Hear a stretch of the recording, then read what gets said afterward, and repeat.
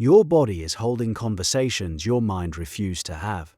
That tightness in your shoulders, that clench in your jaw, that knot sitting low in your stomach for weeks, those are emotions that got halfway through processing and then froze in place.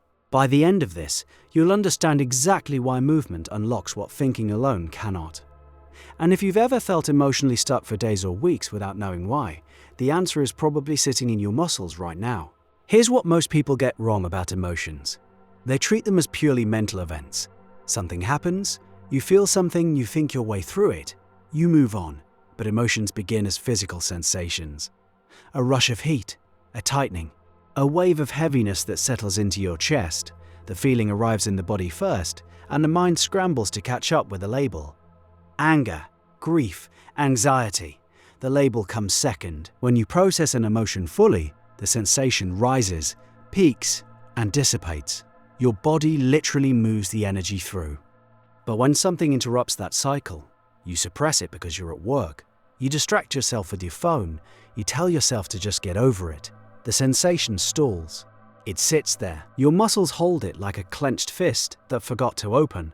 And this is where movement enters the picture in a way that goes far beyond exercise is good for your mood. Peter Levine spent decades studying how animals process threat. A gazelle that escapes a lion doesn't just walk away and graze, it trembles. Its whole body shakes violently for several minutes. Then it stands up, shakes itself off, and returns to normal. That trembling completes the survival cycle. The energy that mobilized for escape gets discharged through physical movement. Humans have the same hardware. We just override it. We sit still at our desks while our bodies are screaming to move, to shake, to push, to run. Decades of overriding that impulse, and the backlog starts expressing itself as chronic tension, unexplained pain, emotional numbness, or sudden outbursts that seem to come from nowhere. So, what does effective emotional movement actually look like? It looks different from a regular workout. Running on a treadmill while watching Netflix might burn calories, but it bypasses the mechanism we're talking about. The key distinction is attention. Movement that processes stuck emotion requires you to feel what's happening inside your body while you move. That's the bridge between the physical and the emotional. Start with something most people have never tried. Stand up, plant your feet, and push against a wall as hard as you can. Both hands, full force, like you're trying to move the building. Hold it for 30 seconds. Pay attention to what happens in your arms, your chest, your breath. For some people, this simple act, sustained physical exertion against an immovable object, releases something they can't name. Tears show up, anger surfaces, a memory floats in from nowhere. The body was waiting for permission. Pushing, pressing, and bracing activate the same muscular chains your body would use in a real confrontation. When old anger or frustration is stored in those patterns, activating the muscles gives the stalled energy somewhere to go. You're completing a loop that started months or years ago. Shaking is another tool that feels strange until you try it. Stand with your knees slightly bent and let your legs tremble. Just let the vibration happen. Within a few minutes, the shaking often spreads into your hips, your torso, your hands. This is your body doing exactly what the gazelle does. Therapeutic tremoring, as it's called in clinical practice, works because it accesses deep stabilizer muscles that hold tension patterns below your conscious awareness. You can't stretch your way into those layers. You can't massage them out. But tremoring reaches them. Dancing operates on a different principle entirely, and this is where it gets surprising. Unstructured free-form movement, the kind where you close your door, put on music, and move however your body wants, bypasses the planning centers of your brain. When you stop choreographing and let impulse drive, your body begins expressing patterns that mirror your emotional state. Tight, controlled movements might gradually give way to something wider, looser, more chaotic. That transition isn't random. It's your body metabolizing constraint. Bessel van der Kolk's research on trauma and the body showed that traumatic experiences get encoded in physical posture, movement patterns, and muscle tension. Talk therapy addresses the narrative, the story of what happened. Movement addresses the imprint, how the experience lives in your body's tissue and reflexes. Both matter. But for people who've been talking about the same issue for years without feeling different, the body is often where the logjam sits. there's a specific pattern worth paying attention to. When you begin moving with emotional intention, you might hit a wall, a sudden urge to stop, an impulse to check your phone, a voice that says this is stupid. That resistance is the edge of the frozen pattern. The emotion stored in your body has a guardian, a habitual avoidance response that kept you safe when the original feeling was too much.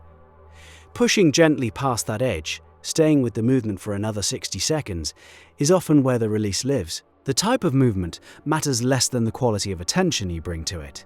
Yoga works when you're actually feeling your body instead of performing shapes. Running works when you notice the grief loosening in your chest at mile 3, instead of just watching your pace. Even walking works. A slow, deliberate walk where you feel each foot hit the ground, when the intention shifts from getting somewhere to being in the body that's carrying all of this. One pattern clinicians notice repeatedly: people who carry unprocessed grief tend to hold it in their chest and throat. Gentle chest-opening movements, sustained exhales, even humming or toning can start unlocking those areas. People carrying old anger store it in their jaw, fists, and shoulders. Wringing a towel, hitting a pillow, or doing explosive movements like jumping or stomping. Give those patterns a channel. Your body is specific about what it needs. The trick is learning to listen. A useful experiment takes about 10 minutes. Lie on the floor, close your eyes, scan from your feet to your head, and notice where sensation concentrates. Tightness, pulsing, heat, numbness. Just notice. Then let your body move from that spot. If your hip feels locked, let it shift. If your hands feel buzzy, let them open and close. You're giving your body editorial control. Most people are shocked by what happens in those 10 minutes. Emotions surface that have no obvious trigger. Sadness from a conversation 3 years ago. Frustration from a dynamic they thought they'd resolved. The body kept the receipt. There's a reason children naturally shake, stomp, cry, and throw themselves on the floor during emotional overwhelm. They're processing in real time, through the body. Adults learn to override that system in exchange for social acceptability. The trade worked until the storage facility hit capacity. Some people worry this approach is just another form of avoidance, moving to escape feeling. The difference sits in direction. Avoidance moves you away from the sensation. This moves you into it. You're using your muscles and breath to create enough safety for the body to let go of what it's been gripping. The movement is the container, and the emotion is what fills it. The shift people describe after consistent practice is hard to capture in clinical language. They say they feel lighter. They say decisions come easier.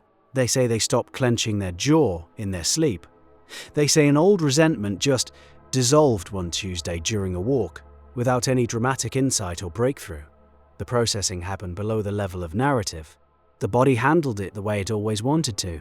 Every emotion you've ever stuffed down is an incomplete sentence your body started and your mind interrupted.